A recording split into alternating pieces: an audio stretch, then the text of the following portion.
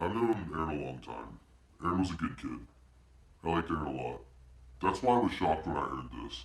I'm like, I know he was living out far in his trailer house, is what he told me, with his girl. They just started dating last summer.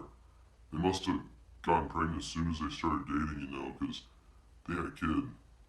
He was only 21 years old, but he was running around with a kid.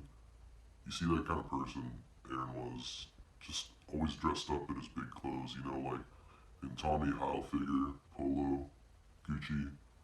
At the time I knew him, he was just a young kid trying to, he just wanted to fit in, acting tough, acting cool. But you could get in his face about it, and he would back down, like he was just some kind of scared kid. Russell was just so sweet.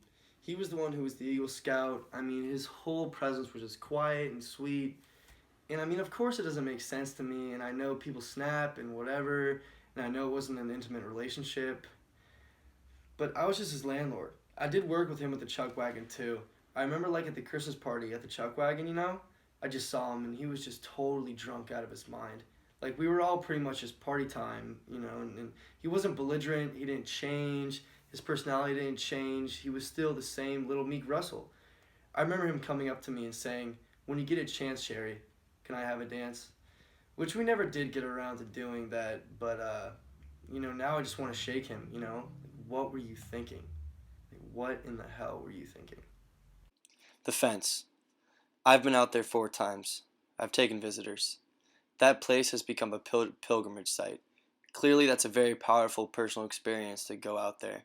It is so stark and so empty, and you can't help but think of Matthew out there for 18 hours in nearly freezing temperatures, with that view up there isolated, and the "God, my God, why have you forsaken me" comes to mind.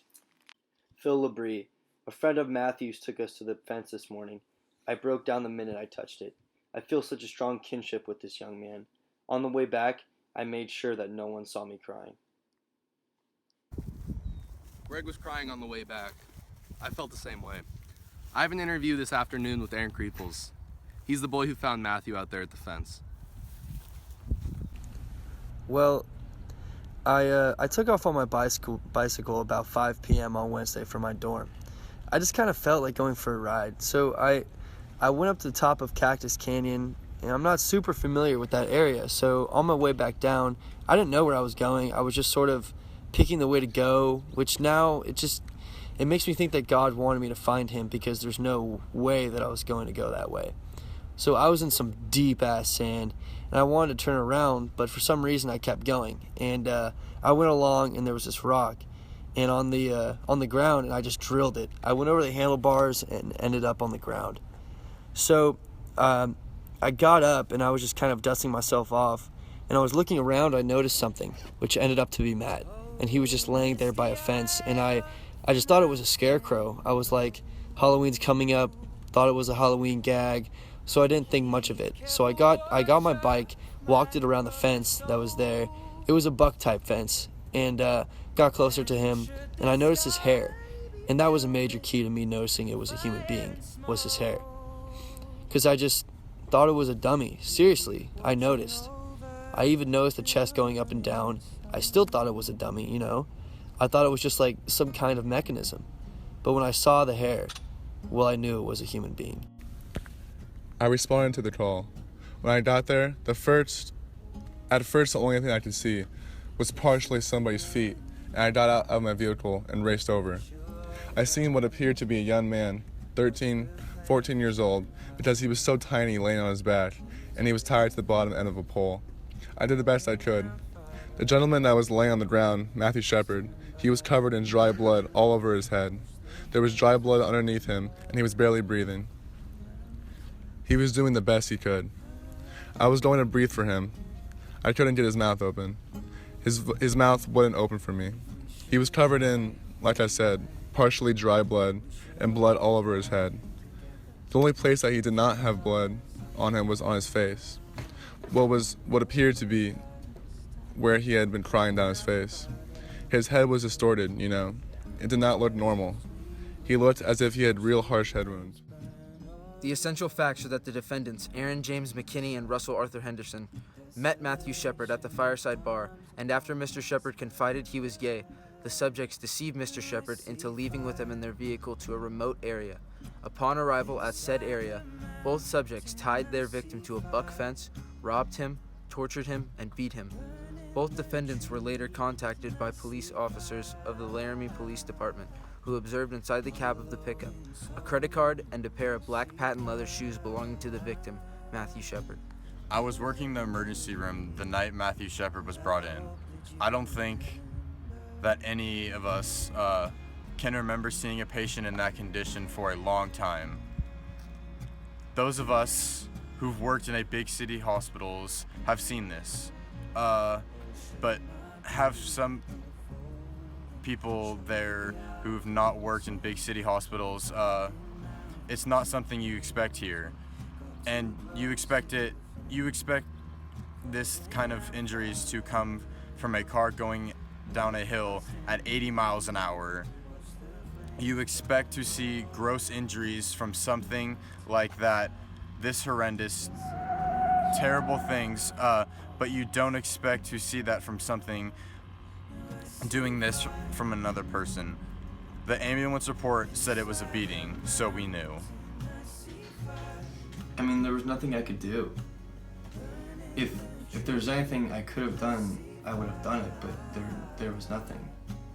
You know, he was laying on the ground and I was shaking. I was like, wake up, hello. You know, he didn't flinch. He didn't move. He didn't anything. He was tied to the fence. His hands were thumbs out in what we call a cuffing position, the way we handcuff people. He was bound with a real thin white rope.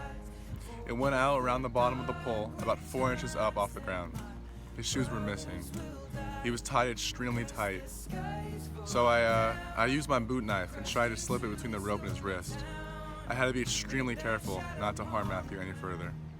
Your first thought is, well, certainly you'd like to think that somebody from out of town that comes through and beats somebody. I mean, things like this happen, you know, shit happens, and it happens in Laramie, but if there's somebody who has beaten repeatedly, certainly this is something that offends us.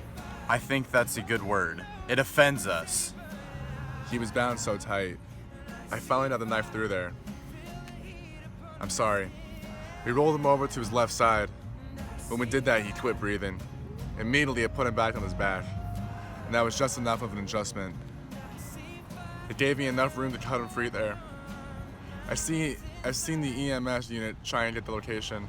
Once the ambulance got there, we put a neck collar on him, placed him on a backboard, and scooted him through underneath the fence. Then Rob drove the ambulance to Ivanson Hospital's emergency room. Now the strange thing is, 20 minutes before Matthew came in, Aaron McKinley was brought in by his girlfriend.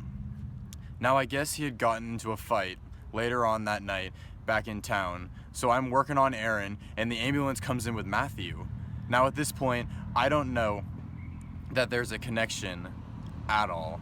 So I tell Aaron to wait and I go in to treat Matthew, so there's Aaron in one room of the ER and Matthew in another room 2 doors down. Now, as soon as we see Matthew, it was obvious that his care was beyond our capabilities. So the neurosurgeon at Purdue Valley Hospital in Fort Collins, Colorado, he was on the road, and in an hour and 15 minutes, I think. They showed me a picture. Days later, I saw a picture of Matthew. I would have never recognized him.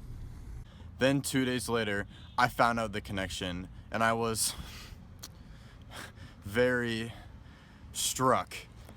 There were 2 kids. They were both my patients, and they were 2 kids. I took care of both of them, of both of their bodies. And for a brief moment, I wondered if this is how God feels when he looks down at us. How we are all his kids. Our bodies, our souls. And I felt a great deal of compassion for both of them. Now I see fire inside Beside the mountain I see fire.